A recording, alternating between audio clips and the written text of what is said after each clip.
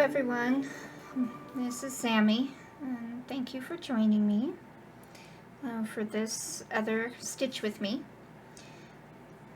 It's been a while since I've been on, and I apologize for that.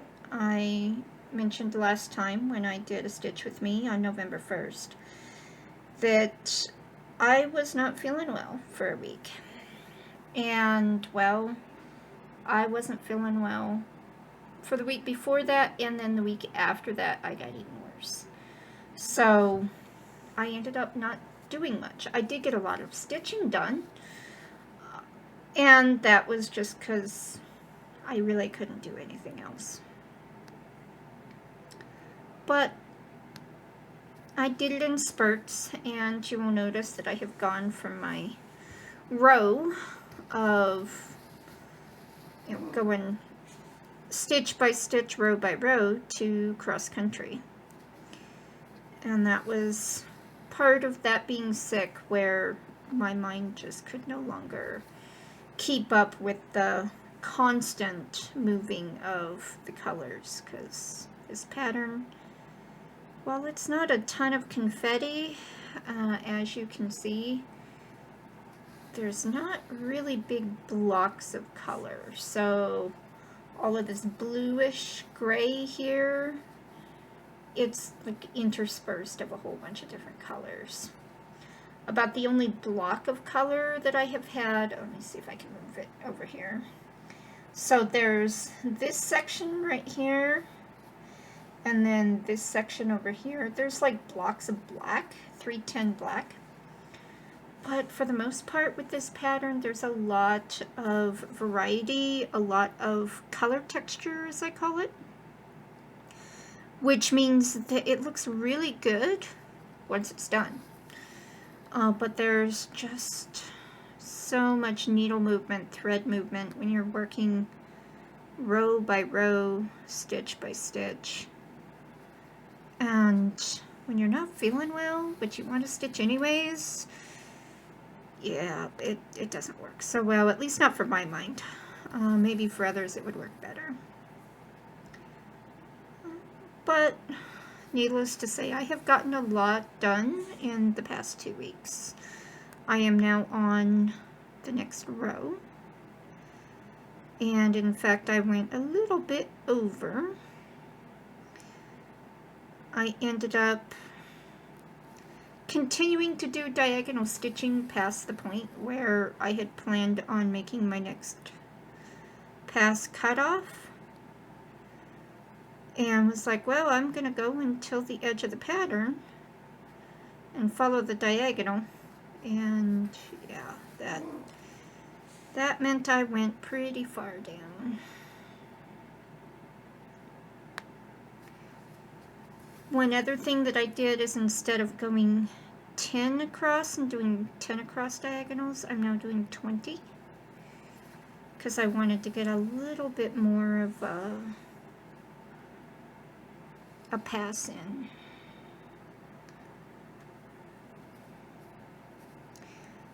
Okay, so now I have lost where I'm at. 10, 9, 8, 7, 6. Okay, so I just marked all of those prematurely. Oh well. Okay. I'm still fairly slow. I am working tent stitch. So, tent stitch, half stitch, which I don't remember if I said last time. I'm always coming up in the same stitch and always going down in the same, coming up in the same hole, going down in the same hole. So going from left to right, it's going to be half stitches, and going from right to left, it's going to be tent stitches. And another thing that you may notice is I started adding to the grid. I believe Karen of the Needlebug mentioned that she was having a hard time seeing the gray, and I wasn't having a hard time seeing the gray until I turned on this bright light this last time when I was sick, and I was trying to stitch, and specifically when I was trying to stitch like in here, and I have certain stitches already done, the gray disappeared.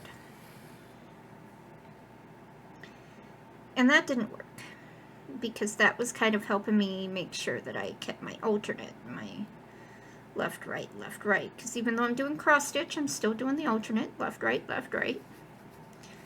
not cross stitch, I'm sorry, wow, cross country. So I'm still doing left to right on odd rows and right to left on even rows. But the gray would just disappear in this lot of stitches, especially in this like grayish blue areas. They literally just disappear. And I'm like, okay, I see what she's saying. I understand. But I didn't want to go with the heat dissolving or the pins where the ink disappears after a couple of days, or they disappear with heat, because if it gets really cold here, which happens occasionally, not very often, or later down the line we decide to move further north, which we are in New Mexico, so further north would be further up into the Rockies. It can get quite cold. Not as cold as the plains or the northern part of the U.S., but it can get cold. And what I did not want to happen, which I had heard of happening, so I gotta pull that back, is that the ink will reappear if it gets too cold. So yes, it disappears with heat, but then it comes back when it gets cold, and I did not want that happening. So what I did instead is, instead of going through a whole bunch of sorry, making sure I'm coming up in the right spot. What I did instead of trying to find specific pins and fabric pins, and I'm like, you know what?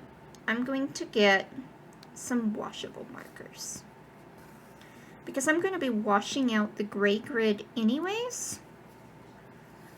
So I'll just get some washable markers, some fine tip washable markers. And I have to be very light with that fine tip, or it goes on heavy. I mean, really heavy. And it makes these rows all go one color. And I didn't like that at all. I tried it with purple first, and I can't show you because it's actually on the other side of the pattern. It's over, no, where's the camera? That way. It's on that side of the pattern. We're on the very far left. So you can see this is the far left side, and here's where I extended the diagonal. Where I did purple is on the opposite side of the pattern. And it was just way too dark. Surprise, surprise. And it just kind of all blended together. So I ended up using pink, which will give a contrast to all of these colors, and it contrasts the white and the gray. So what I now have, and instead of going all the way across the row, because I tried doing all the way across the row, that made myself even more confused, is now I just alternate. So one is the regular color, which is gray. You can't even see the gray in the bright light. This is actually gray right here, but you can't even really see it. And then pink is your even, gray, pink, gray, pink. So anytime I have a pink, it's my even row, which tells me I need to go right to left. And then on the 10s, I just do the entire thing. So I don't mark the entire box, just the even rows. And that kind of helps when, like right here, you can see there's a little bit of pink showing right here. But that still shows, hey, you're on this even row, and then I can see it out here. So I have it done. I'm actually almost done with this diagonal. Let me zoom out here a little bit so that you can kind of see here.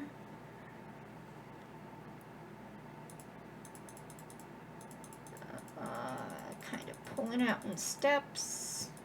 Okay. So you can see here, I have marked it out a little bit from where I was working, so that I have a little bit that I can see past where my diagonal is going to be. So I'm about to do the next one, which we may do tonight. I don't know. It depends on what I'm going to do. Let me go ahead and bring you back in here. Come on. Yeah, maybe that's a little too close. Let's back out just a tad. Okay. Move you back. Yep, I'm wanted to stop here, and I accidentally just kept going on over here. So this is my new stop point that I'm going to work across. And yes, I know it's tilted. I'm sorry, that's kind of how I work. There's times that I've actually worked at something like that angle, but it just depends on how I'm feeling that day, usually. Alright, let's go with the next one. This one I already have parked. Oh, come on, tablet. I may have to restart the tablet soon. It's being a little fussy. Okay.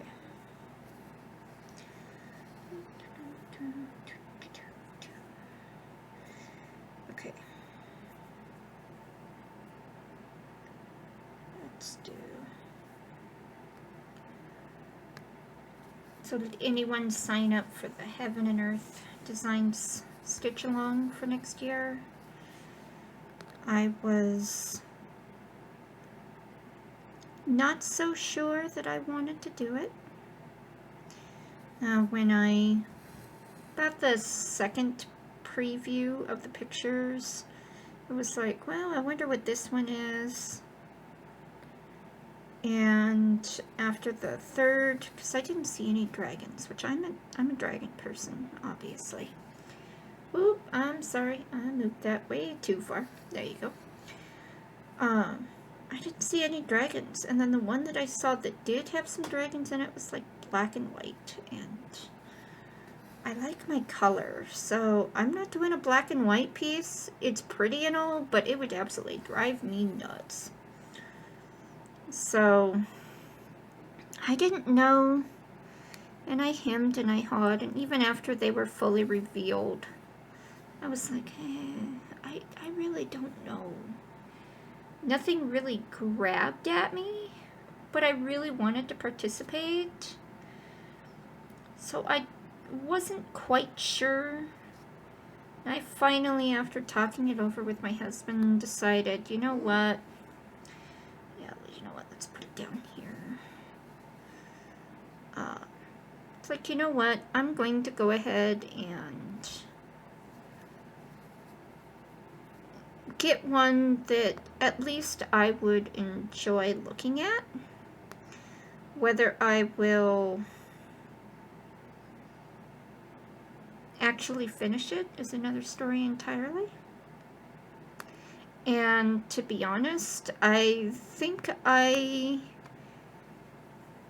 solidified in joining when I saw the patterns that were going to be given away if we had enough people join the Stitch Along. The first one, which we've already achieved, is a beautiful dragon steampunk piece called Safety First by Dragon Muse. And I really liked that one. And it was like, you know what, I really would like that pattern. So I was glad that I decided to join. Just another one to add to my collection. I gotta get a thread out here. And then I looked at some of the others, and I really like the second one. The third one's cool too, but I really like the second one with the hummingbirds. And I think I'm at a point where, excuse me, I think I'm at a point where I can start stitching hummingbirds again, or look at stitching hummingbirds again.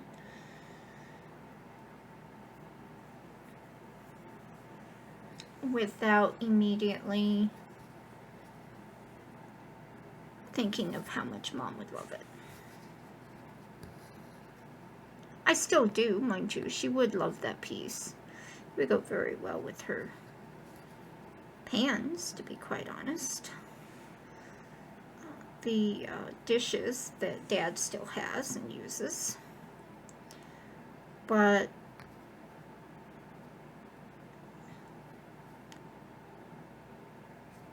I think I would enjoy it just for me, rather than thinking of just her.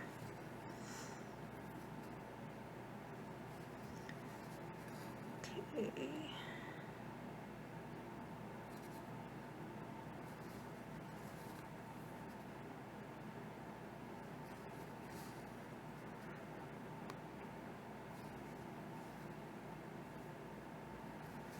So another thing that happened, as I said, I am in New Mexico,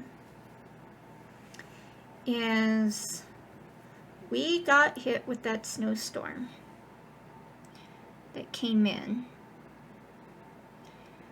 And it was one of the things that set me off and why I was so sick.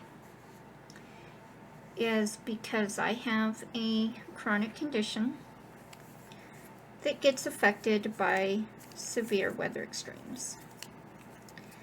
And I don't mean like tornadoes or thunderstorms, although that's part of it. More of really fast drops in temperature and pressure. So we went from, in about 2 days, we went from having a high in the 80s to suddenly having a high in the 40s. A 40-degree drop in temperature Fahrenheit, which my body did not, utterly did not like. And I got super dizzy. Very, very dizzy. There were many days where, well, I say many, about 4 of the 7 days of that week, maybe a little bit more than 7 days, maybe about 9 days, because I'm not counting the weekend, that I just woke up with the room moving. One day it was even spinning. It was pretty bad. And while I love that we needed the snow, we needed the moisture, my body did not. And I was absolutely miserable. Oops, sorry. Moved it out of frame. And I was so bad because I work on a computer all day since I work from home. I was so bad I couldn't even read my screen.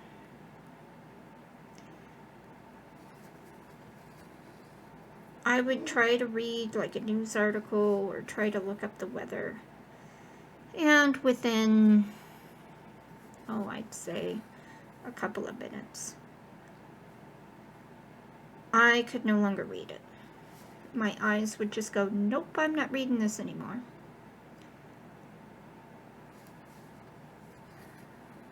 So I ended up doing a lot of stitching. I think I did something like 5,000 stitches that week. Because of all things, I could read the symbols on Pattern Keep. Crazy, I know. But I'm not constantly looking at it. Unlike work, that I am constantly looking at text, and can sometimes be small text at that. While I was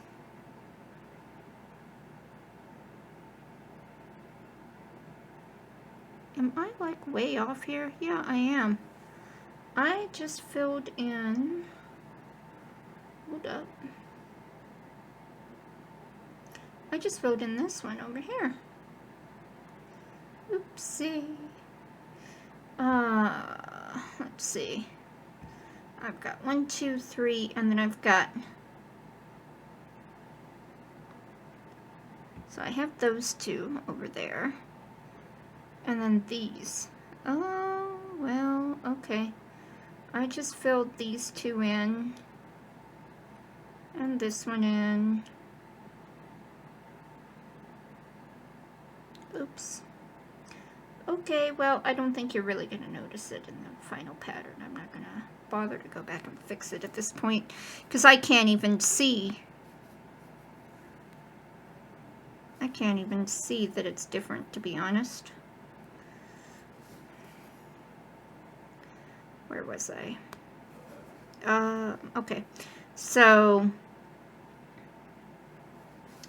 I could read my pattern. I couldn't read it for very long, mind you. I would stitch for about an hour, and then I'd have to go lie down, and then I'd be up in about an hour, and I could stitch a bit longer, and then I'd have to go lie back down again. And I slept quite a bit, but I think I've gotten more stitching done that week than I have in a month. And watched a lot of floss tube. Which I don't watch on this account, to be honest. This account is just for posting. But I do have another account which has the same name, very similar name, that I use as my personal account. And you've probably seen me on your floss tubes and lives from over there. It's still me. I think I'm the only one on the internet with the name of Zemerithe, which I hope stays that way.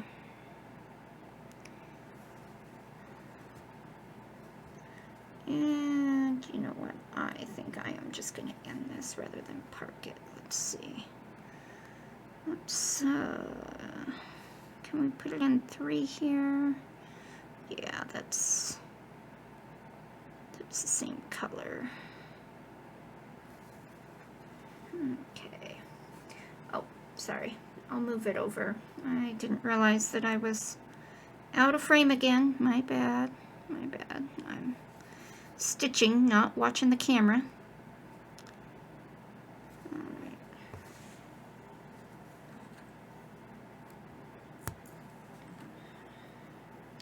So when I do a pin stitch, if I can do it, I try to pin stitch where I know that color is going to be used again next.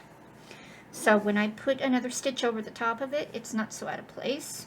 Or I'll try to put it in some place with a similar color if I can.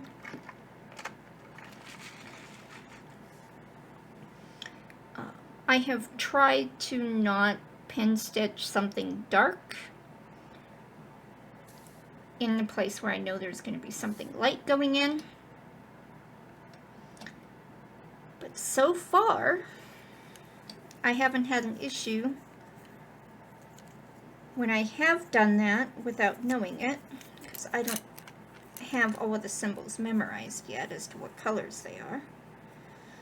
I'll probably get them all memorized about the time I get done with the piece. That would be my luck.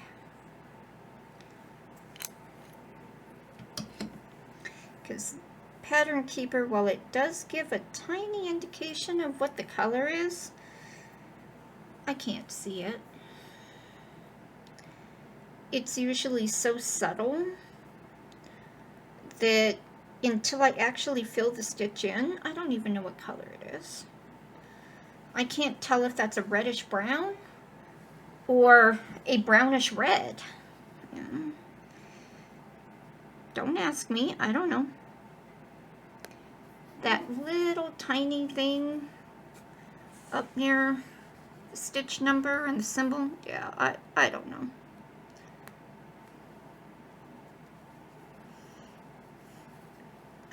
I showed this to Dad. Well, I should say I showed the pattern, the mock-up pattern, to my dad and his girlfriend when we met them for dinner on Sunday. Which I understand. She's in her mid-80s.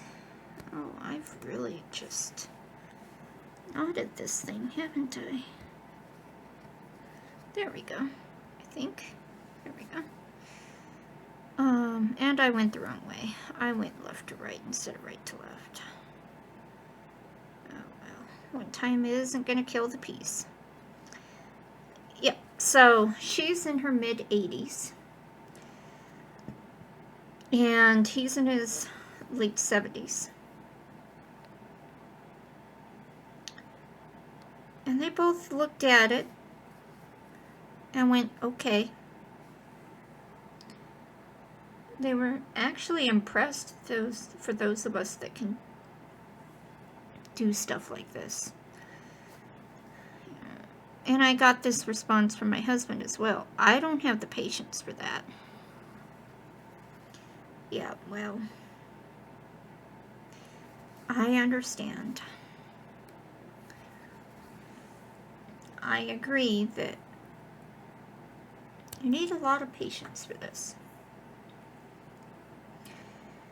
And at the same time, my husband does woodworking as a hobby. Not very often, but he does. And he'll sit there for hours sanding a piece of wood until it's just right. And I tell him the same thing. I don't have the patience for that. So I find that hilarious. We have the patience for our hobby. We don't have the patience for what is not our hobby.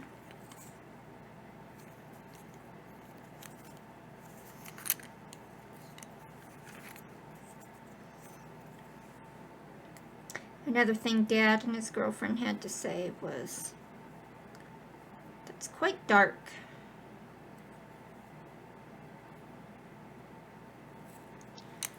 Which I understand. They like bright pieces, particularly landscape.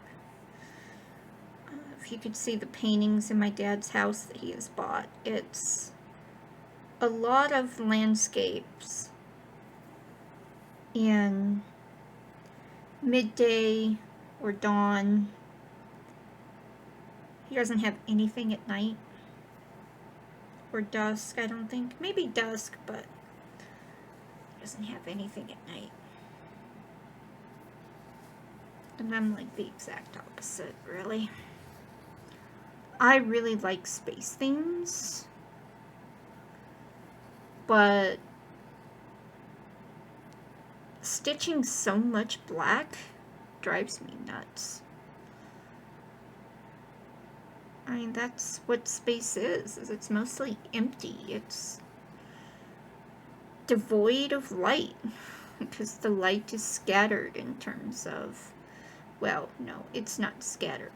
The light is pinpoint because the suns produce, well, technically they are suns. Our sun and all stars, because our sun is a star, but they don't produce so much light that there's no blackness around them, right?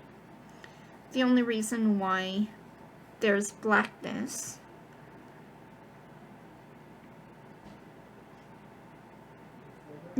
reverse that. The only reason why there is no blackness when the sun is up on Earth is because of the atmosphere, right?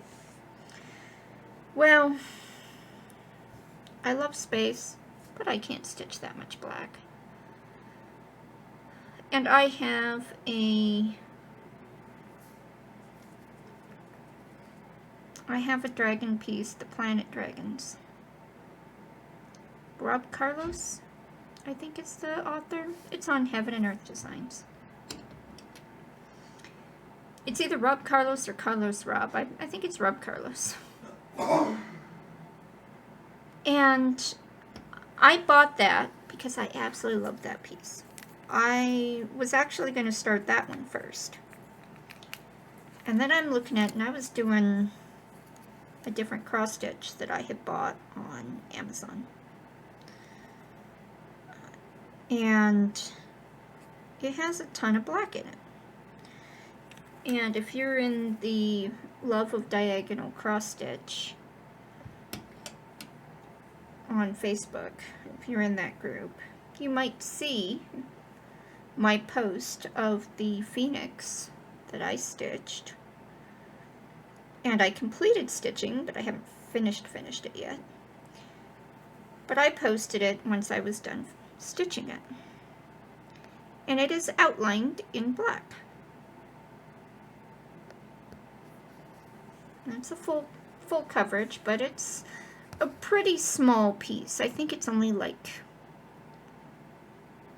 20,000 stitches at most. I mean, it's really small. And it's, to be honest, if I had read that it was only 11 count Ada when I bought it, I probably would not have bought it. But it's the only Phoenix pattern that I have found that I really like. Sorry, you might hear my husband and son in the background because I don't have my door to my office closed. Not shut closed. It is partially closed, but I have kept it open in case they need me. 2, 3, 4, 5.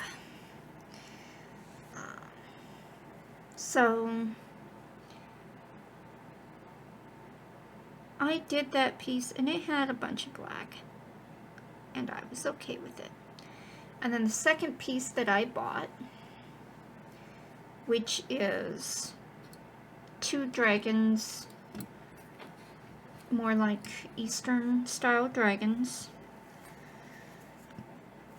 in such a way that they kind of make a heart with their 2 heads and they're touching. One's kind of a reddish pink, one's kind of a bluish color. And again, it's on 11 count Ada. And again, it's outlined in black. And I haven't touched that piece since I finished, well, since shortly after I finished the Phoenix piece. So I don't think I have touched that piece in a month. And that is simply because I got tired of all of that black. Because I started working in one corner, as I usually do, and was making a diagonal. And it was just black after black after black. And that made me realize that if I am going to do a piece with a ton of black, or probably a ton of white, then I am going to have to break it up with something more colorful.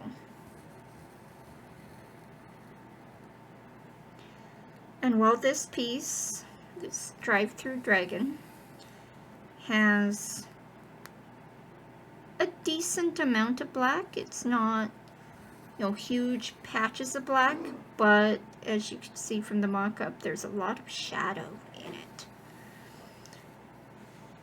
And for the most part, that's all black. So right now, it looks dark. It does. It looks dark. And that's from just that sheer amount of black. You know what? I'm gonna do that extra one outside the diagonal there.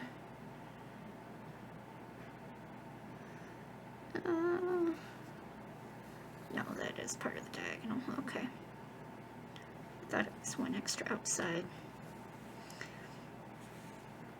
But when you look at it as a whole, the actual stitching, you look at it as a whole. And I posted my progress when I finished that first pass, which is 50 stitches wide, so from top to bottom. And this one I think is probably going to be 60.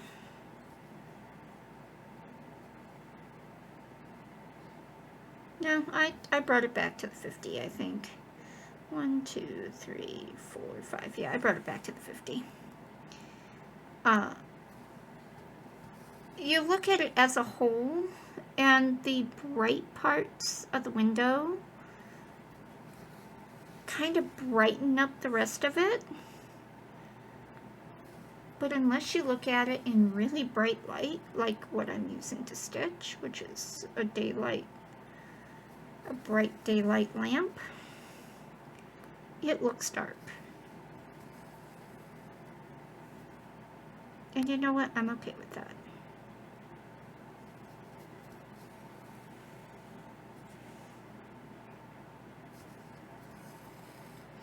I am okay with that.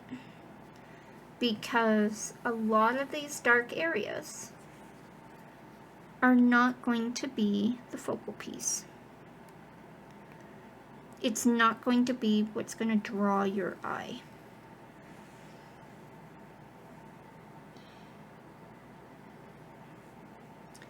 Alright, so that is that diagonal. So let me see if I can zoom out here and I can show you what I'm talking about. I'm sorry if I'm kind of leaning back and forward away from my mic, so hopefully my voice comes through okay. Let me see if I can zoom out here. Come on, zoom out.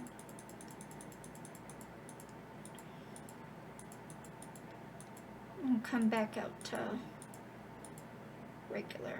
Yeah, a little bit zoomed in. There we go. So you can see that right here, this is a ton of 310 black. And when I was doing this part here, I couldn't even make out that this was a piece of jutting out window frame. But when you take a look back at it from a distance, and now that there's a whole bunch of extra lightness in here, you can kind of see it form, and you can see that this is shadow. And yeah, I know, I'm backing up from the piece as I'm saying, you know, to back up from the piece, but, yeah, so this is all shadow here. And then when you bring it in, and you look at the fact that here, I don't want to pull it all out, but here is where the light behind the window is coming into play. And then you have another piece of dark wood here. So this is in shadow. And I understand this. But I'm assuming that because I'm working with it so closely, I can't see the whole thing, and it doesn't just like zoom out like you would when it's on the wall and you're like 4 feet away from it looking at the entire picture. The focal point of the picture is going to be the dragon, obviously. So that's what I need to focus on. And the dragon itself is a little dark because it's purple. So we'll see how it comes out. I like it so far. I like it so far. Okay. I had to pull all this out so that I can start marking here. Get my little marker out.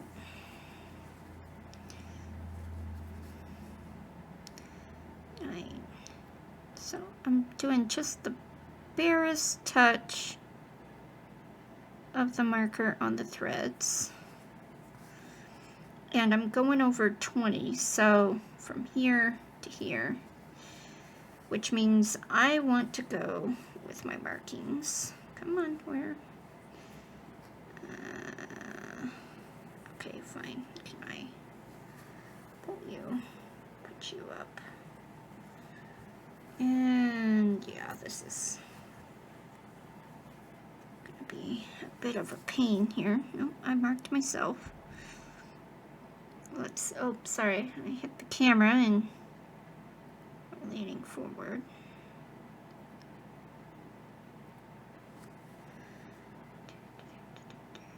Just the barest touch of the marker on the fabric, because if you push too hard, it really goes all over the place. It's like you gotta just kind of like gently glide it over. Let's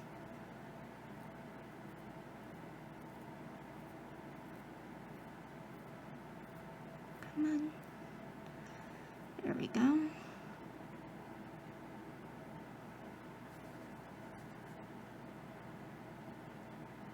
There we go. So now we'll just continue down the diagonal here. Let me actually zoom you in a bit, so I'm not sure that this is going to work well. Okay, hold on. That should be good. Alright. Focus? Okay, you're focused. As focused enough as I can get it. So I'll try to do this without obscuring the camera. But to be honest, I'm not going to be really watching the camera so much as I'm going to be watching what I'm doing. We'll just...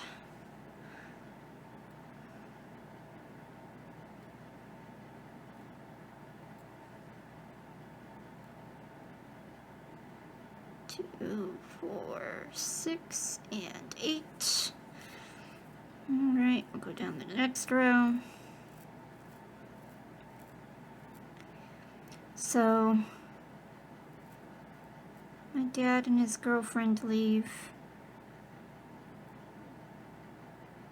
Friday for a cruise. They're going on a cruise starting Saturday in the Caribbean. And I've been watching the weather. And of course, they told me that they specifically plan to go in November to a warm place, and specifically in November because it would be past hurricane season. So what do we have? We have a tropical depression off of Central America that is currently predicted, once it passes over the Yucatan, I gotta really look here, 1, 2, see the gray just disappeared for me. Oops, sorry, I hit the camera with my glasses. Just disappeared. I'm trying to find that 10 mark, there we go. So once it's gonna pass the Yucatan, it's supposed to head out into the Gulf towards Florida and the Caribbean. As of this moment, it's not predicted to become a hurricane level strength. It might just bring a ton of rain to Florida. But it looks like it's going to go that direction right as they are going to be returning to Florida from their cruise, if the current predictions go through. Of course, that is a little over a week out.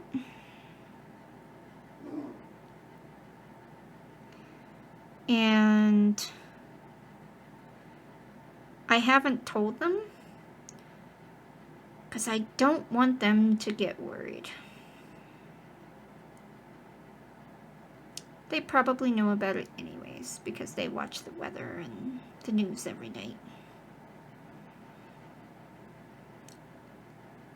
But, yeah.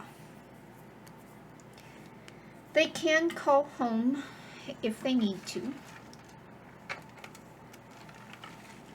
Because my dad is on my cell phone plan.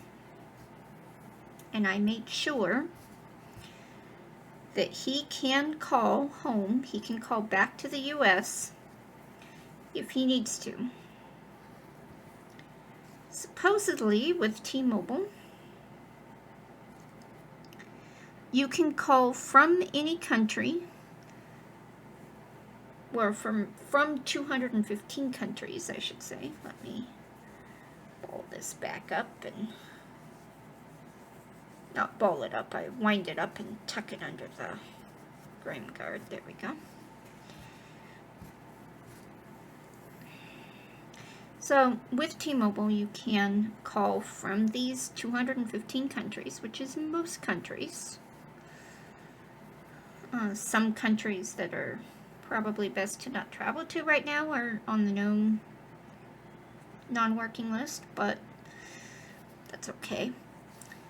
So he can call to the US supposedly for free. If not, it's 25 cents a minute. If he needs to call, he can call.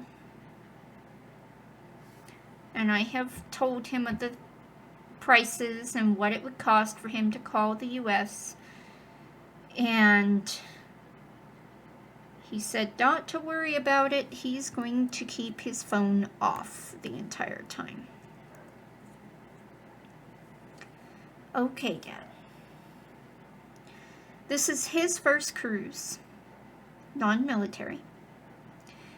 This is not her first cruise, but she is not a tech user. Neither is Dad, really, but he is taking his laptop. So I hope they bought the cruise Wi-Fi package. Otherwise, he's not going to get much use out of his laptop. At least not on the cruise. Okay, now that I have gridded out the rest of the new diagonal, let me get started here. And we've been going for almost 49 minutes, so yeah, about 126 stitches today so far. Which I hadn't done anything before I started filming. I had planned on doing some this morning before work, but I slept in too late. Oh well. So let's see if we can get a little bit more in. I've got this one stitch here. And of course, they're not down again until down here. Do I want to stretch it that far? That's like almost a full inch. Yeah, I think I will, because it'll be stitched over. I try not to stretch it so far if it's going to be on top, but sometimes I really don't have a choice. So I can flip over here and show you my back real quick. Woo! Try not to hit the camera. So like this one is kind of long, but it's going to get stitched over eventually. And then this one is kind of long. It's going to get stitched over eventually.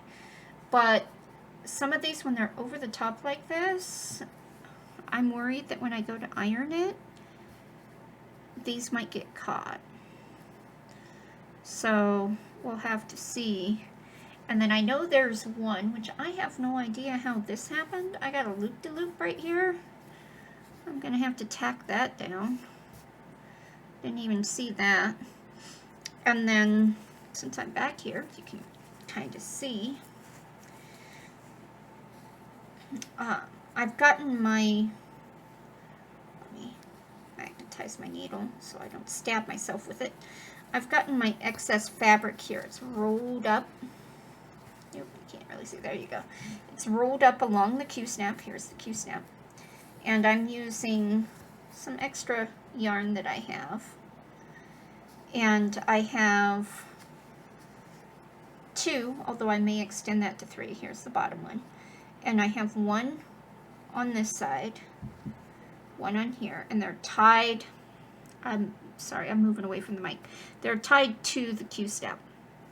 And they're kind of slippery, so I've seen people use ribbons. Ribbons would probably be better, but I didn't want to buy ribbon just for this, so I didn't. And I've tied it to the Q-snap, and then on the other side, let me flip this back over, grab my needle. Okay.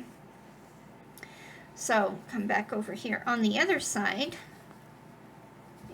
come on, bring it down. There we go. I have another yarn. I'm having to like lean over here.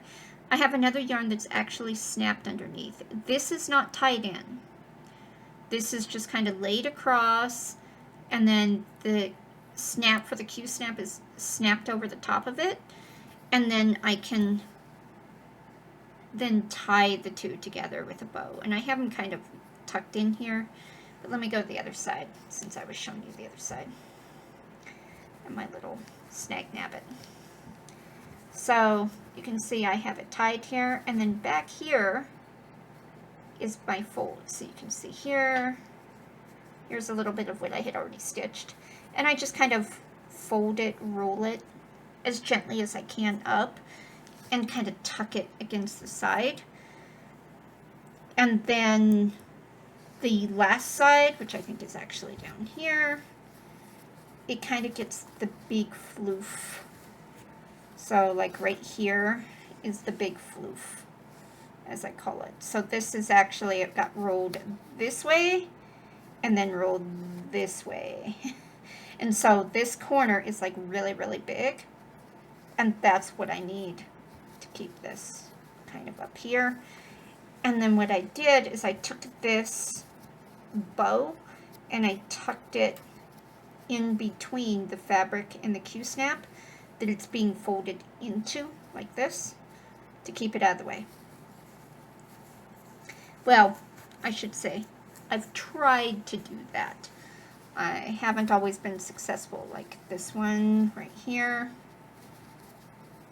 It actually got tied more towards the back, so I had to do that on the back side and tuck it in. Flip it back over here. Tuck it in on the back side, back in here. And here's my, I'll flip it around here. Here's my floof. And I try to keep these tucked in like this so that I don't accidentally grab them with my stitching. Okay, let me flip this over. Oh, I'm sorry. I'm not dizzy anymore. I haven't been dizzy for over a week, thankfully. No, not over a week. What day is today? Thursday? Today's Thursday. Sunday was the first day that I was not dizzy. Which I was very thankful for because I was out of work all last week, and I really did not want to have to file a disability claim for a chronic condition flare-up. I had to do that in February this year for the same reason. just system came through, and I had a bunch of things happening all at the same time, and it just knocked me out. It knocked me down. You know what? Let's zoom you back in. You don't need to be so far out.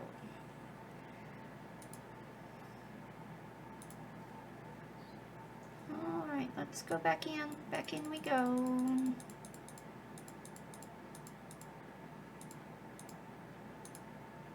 Come on, back to 45. There we go. 4.5%. Okay. 4.5 times. 4.5 times zoom. Okay. So I'm probably going to stop here soon. I've been recording for almost an hour now. I was hoping to get to 200 while on this recording, but I got to talking and then I got done with the diagonal, so I had to stop and set up my pink grid for the next time. So diagonal, so I'm going to be over here, and then I need 4 from the right. 1, 2, 3, 4, and top row. We're good here. I'm just going to park it here. I'm not going to try to do them all right now.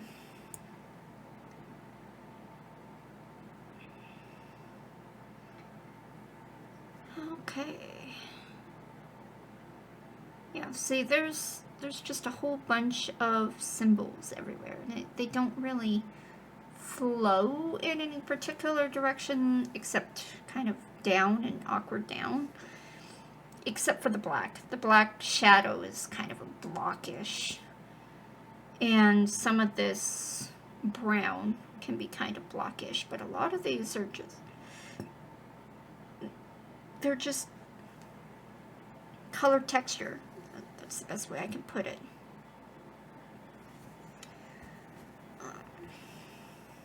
So how I'm doing this cross country is I'm starting with the leftmost top leftmost color and working that color until I finish it. And if I get to the bottom of the diagonal, because if I finish that one strand, I should say, not finish the color, finish that strand. So once I run out, I'll end it off, and then I'll go back up to the top and start the next one. But if I get to a point where I feel like it's better to park than it is to continue, then I will just park it. And that's why I still have parked threads even after my cross country, which this whole section above me that I had done was all done in that stitch by stitch, row by row, which I may go back to eventually. We'll see. Come on, just let me in there. There we go. It's the only thing about parked threads is that sometimes getting around them can be a pain.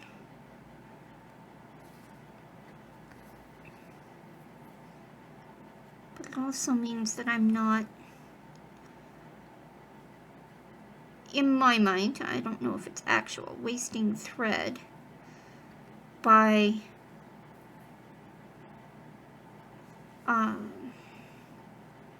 yeah, I don't stitch and talk at the same time very well, can you tell?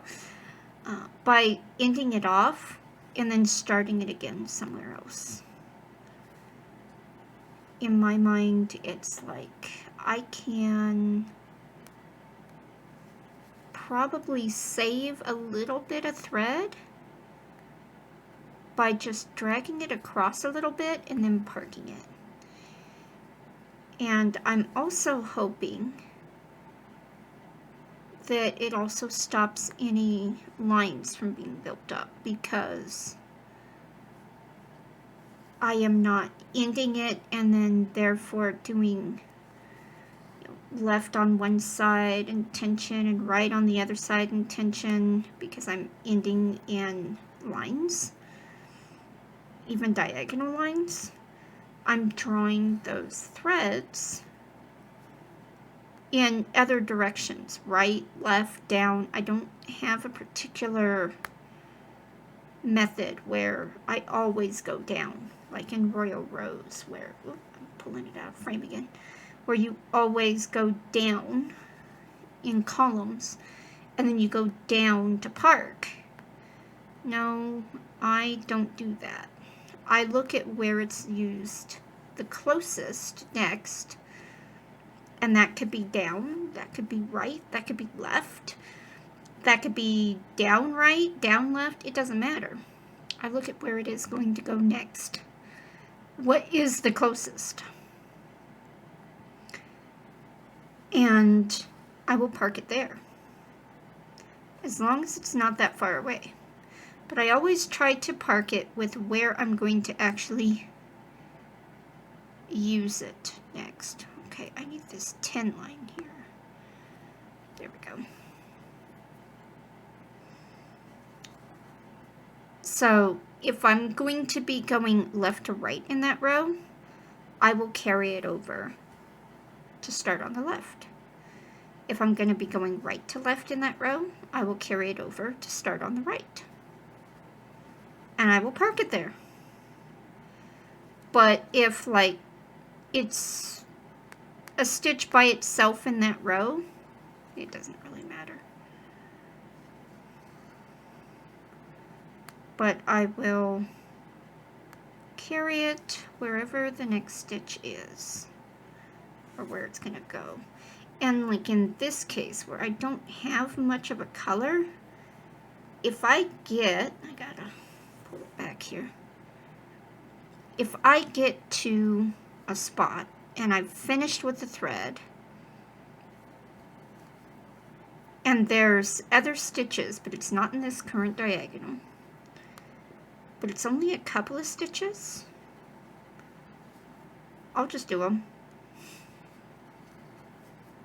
I found it was easier on me to just do them than it is to not do them and then have 1 or 2 stitches that next diagonal and be like, why am I doing 2 with this color?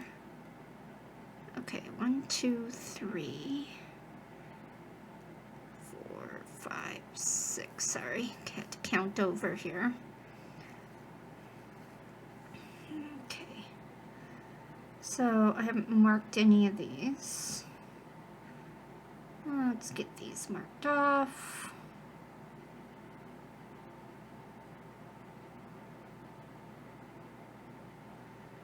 I wish I could just mark in the diagonal, like, mark all stitches of this symbol in the diagonal. I can't be the only one that can get frustrated that you have to kind of swipe across the tablet screen in the diagonal because you don't work in columns or squares.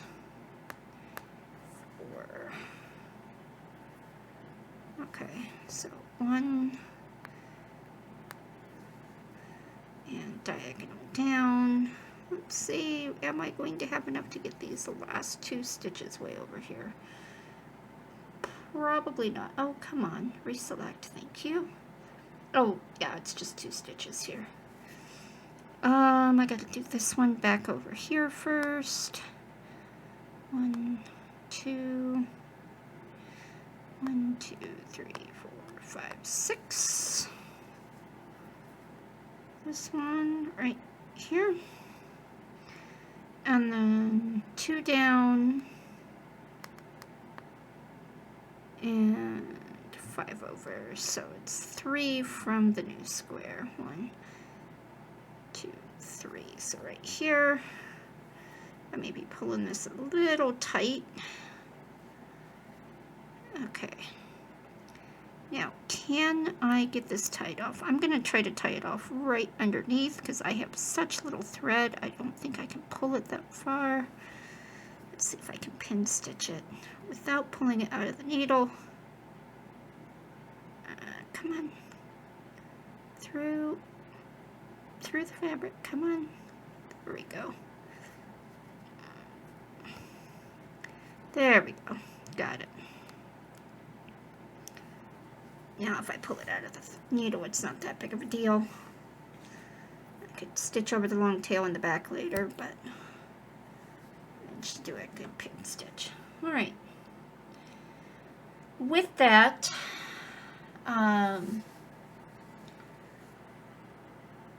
I've done 153 stitches on camera. I think I'm gonna end it here.